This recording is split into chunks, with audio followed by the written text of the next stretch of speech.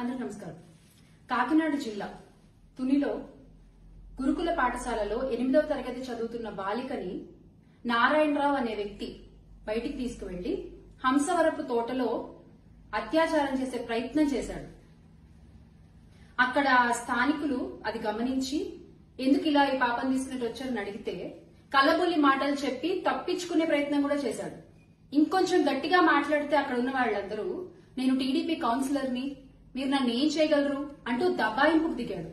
అంటే కూటమి నేతలైతే తప్పు ఒప్పైపోతుందా? కూటమి నేతలైతే ఆడపిల్లలపై అత్యాచారాలు చేయొచ్చా యథేచ్ఛగా? కూటమి నేతలైతే మీ ఇష్టం వచ్చినట్టు ప్రవర్తిస్తారా మహిళలతో రాష్ట్రంలో?